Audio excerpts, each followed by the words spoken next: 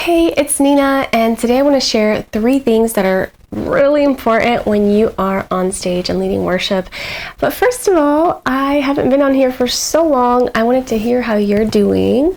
Please let me know if you're still leading worship, what instrument you're playing. I'd love to hear maybe what your favorite song is in this season too. So I wanted to share the thing that I think is the most important when you're serving in worship ministry, and that one thing is to stay grounded in prayer in your personal prayer closet. So I don't know if you've ever experienced being in a service where you can really tell that the person on stage is just, it's just, you could just feel anointing, right? Where you feel the person is just, they're just overflowing. And then other times, you might have been to a situation or to church where there's also someone leading worship, but you can tell that something is just a little bit off or inauthentic or maybe not so real, right? So the thing I believe that determines that difference of anointing and spilling over, right? Versus the kind of the dry, you might be a good singer, but it feels dry, right? To me, the biggest difference is whether you're spending that time alone with the Lord or not. And that's just a huge, huge thing. It's the foundation. You can't really give what you don't have kind of thing. And I'm sure you heard this obviously before, people talk about this all the time, but really having that time of, even taking that set list that you have for Sunday, for example, and you sing it alone and just on your own is already a huge deal. But playing through the chords and just singing your own words is even more powerful. Or reading a Bible verse while playing some of those chords and really just spending that time with the Lord will really make an impact when you're leading, which is the best. So that's number 1. And the second thing that I want to talk about is if you are a musician, it's so important to know the song keys. So for example, in the past, what we would do with our group is sometimes we would say, you know what, let's keep it super easy today and let's do all the songs in the key of C. And those were just my favorite times of leading worship because the key of C is, come on, it's the easiest key, right? It's all white keys, there's no black keys involved. And so it was my favorite time because you just focus on prayer, you focus on singing, and there's not much to worry about. But for example, if you do have a song that's in the key of C sharp or the key of F, right? There's lots of black keys.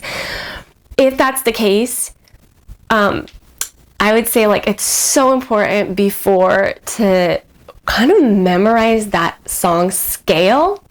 So da da da da da da da in that scale. So play it through 5 times to really get your fingers used to and memorize that that key we don't press, that key we press. And the reason why is because sometimes you're going to get thrown into a situation where maybe you'll lead the instrumental or you're leading the, prayer time, and you want to be able to improvise and hit the right notes. And if you don't have the song key really down, then it's very possible that you might hit the wrong key. And that's just, almost the worst thing, when you played a note that's not in that key. So yeah, I would say that that's so important as well to know the song key. So number 1 was spend time with the Lord on your own. And then number 2 was to really know the song key. That way you can be free on stage and you could be yes, Lord, and just be obedient without having to be should I press on this? No, I don't remember if it was in the song scale or not. Okay. And then number 3 is to engage but not perform.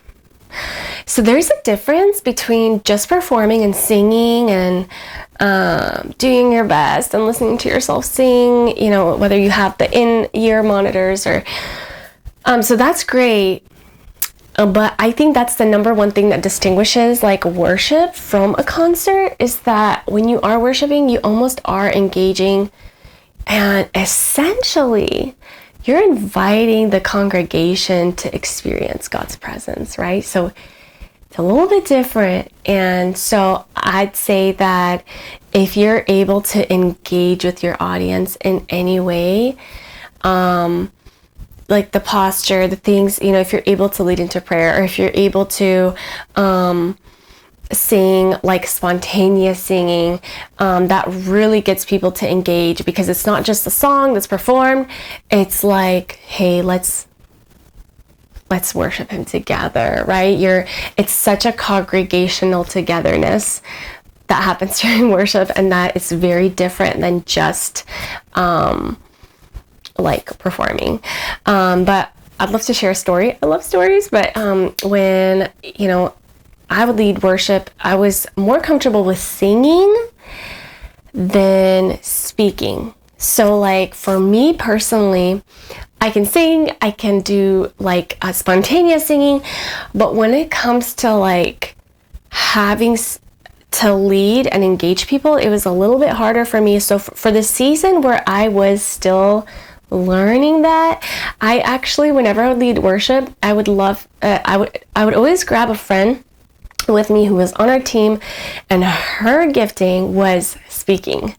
And so it was really cool to work in that pair. So like I would be the one singing, and she would be the one who's like, all right, let's all come together, and she would like read a Bible verse, or she would bring people in, and then we would kind of like lead in that way together, which worked incredibly. So you might not be good at like everything, and this is the beauty of the body of Christ, right? Where you could just grab someone with you to really help you lead the part where you're not super confident in.